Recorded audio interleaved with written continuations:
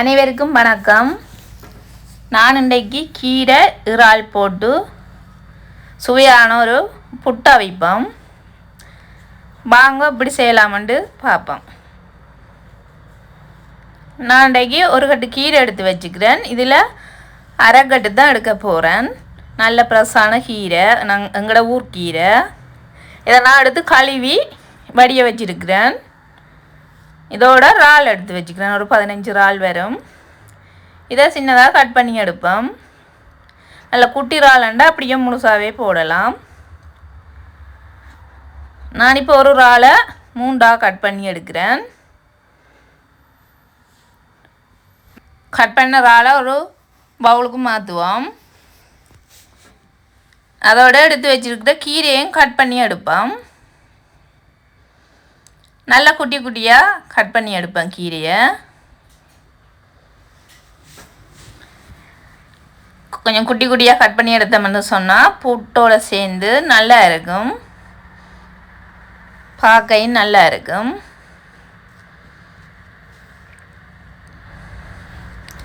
நான் ஒரு கப் மாவுக்கு தான் அரைக்கட்டு கீரை போடுறேன்.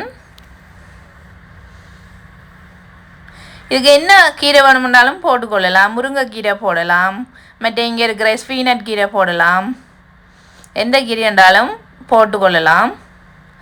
அதோட ஒடியல் மாவுக்கும் சேர்த்து அவிச்சாலும் நல்லா இருக்கும். அது ரொம்ப ஹெல்த்தி. ஒடியல் மா கீரை ரெண்டுமே.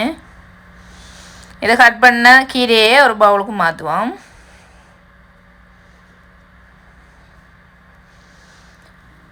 பாத்திரம் சூடாகிட்டு அதில் ஒரு 3 ஸ்பூன் எண்ணெய் விடுறேன். அதுக்குள்ளே கறிவேப்பிலை போடுவோம். அதோட சின்ன வெங்காயம் 15 சின்ன வெங்காயம் கட் பண்ணி வச்சுக்கிறேன், அதையும் சேர்ப்போம். கொஞ்சம் வதங்கி வரட்டும்.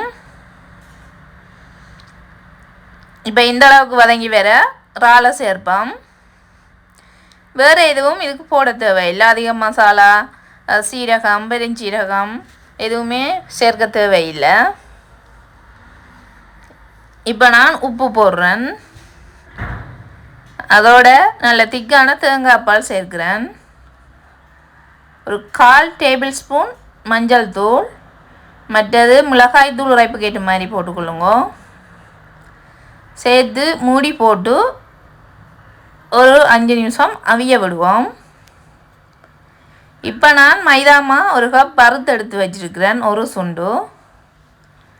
இதை கோதுமை மாவுன்னு சொல்லுவோம் நாங்கள். அதுக்கு உப்பு சேர்க்கிறேன்.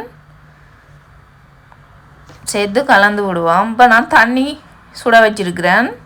இந்த தண்ணியை கொஞ்சம் கொஞ்சமாக சேர்த்து குழைச்சி எடுப்போம் மாவை. ஒரே தரமாக தண்ணியை ஊற்றிட்டோம்னா தண்ணி அதிகமாயிடும், பிறகு களித்தன்மையாக வந்துடும். அதால் கொஞ்சம் கொஞ்சம் தண்ணியாக விட்டு மாவை நல்லா குழைச்சி எடுப்போம். இது வறுத்த மைதா மாண்டபடியாக ஒரு காலே குழைச்சா போதும்.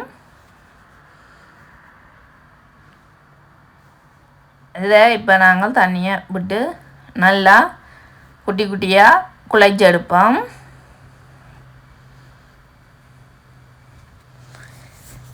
பெரிய சைஸில் இருந்தால் பிடிக்காது புட்டு, அதால் நல்லா சின்னனாக தான் குழைச்சி எடுக்க போகிறேன். இது யாழ்ப்பாணத்தில் ஒரு ஃபேமஸான புட்டு. அதிகம் இது செய்வினம் யாழ்ப்பாணத்தில். இப்போ இந்த அளவுக்கு நாங்கள் கொஞ்சம் சுடு தண்ணி கொஞ்சம் மாற கையால் நல்லா பிசைஞ்சு குழைச்சி எடுப்போம். சூட்டோட குழைக்க முடியாது, அதால் கொஞ்சம் மாற நல்லா கையால் பிணைஞ்சு குழைச்சி எடுப்போம். இப்போ இந்த அளவுக்கு குழைச்சி எடுப்போம் மாவை. இப்போ எடுத்து வச்சுருக்கிற இறாலை இதோட சேர்ப்போம். இறாலும் கொஞ்சம் நல்லா தண்ணியாக இருக்கக்கூடாது, இறால் வற்றி வர அதையும் இதோட சேர்ப்போம். சேர்த்து மிக்ஸ் பண்ணுவோம்.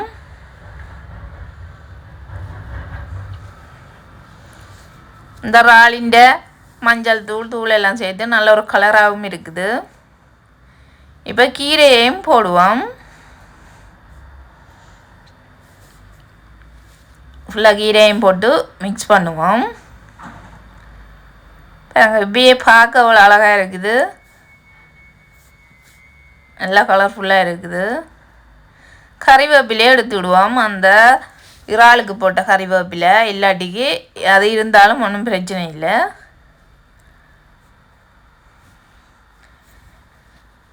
நல்லா குழச்சி இந்த அளவுக்கு எடுத்துட்டேன். இதை நான் குழல் புட்டில் தான் அவிக்க போகிறேன். நார்மலாக நீட்டுப்பட்டியிலையும் அவிச்சு எடுக்கலாம். குழல் புட்டியில் குழலில் முதல்ல தேங்காய் பூ கொஞ்சம் போட்டுட்டு அதுக்கு பிறகு குழச்செடுத்த மாவை சேர்ப்போம். நல்லா ஃபுல்லாக அமர்த்தி போடக்கூடாது. இப்படியோ நார்மலாக போட்டுட்டு சும்மா கீழே 2 முட்டு தரம் தட்டிட்டு இந்த மாவை போடுவோம். நல்லா குத்தி போட்ட மாட்டா கொஞ்சம் அவிய கஷ்டமாக இருக்கும். இப்போ பாருங்க, நான் நார்மலாக போட்டிருக்கிறேன். இதுக்கு மேலே கொஞ்சம் தேங்காய் பூவை போடுவோம். போட்டு மூடியை போட்டு நல்லா டைட் பண்ணி மூடிட்டு அவிய விடுவோம். பருத்தமாக தானே ஒரு 10 நிமிஷம் அவிஞ்சாலே போதும். இப்போ நான் அவிச்சு எடுத்துட்டேன். பாருங்கோ, உடையாமல் வருது. குழல் அப்படியோ ஒரு புட்டு உடையவும் இல்லை.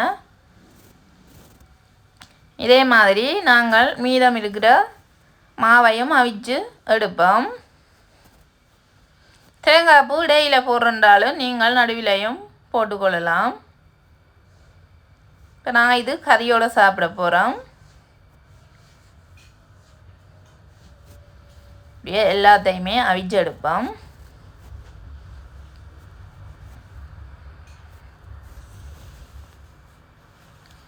ரெண்டாவதும் அவிஞ்சு வந்துட்டு ஒரு சுண்டில் 3 குழல் புட்டு வந்தது. பாருங்க எவ்வளவு அழகாக இருக்குது. நல்லா சத்தான கீரை புட்டு. கீரையும் தனியாக போட்டு அவிக்கலாம், தாள் போடாமலும்.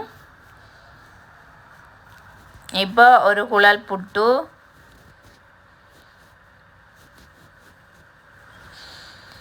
இது இன்றைக்கி எங்களோட மதிய சாப்பாடு. அதுக்கு முட்டை பொரியல்,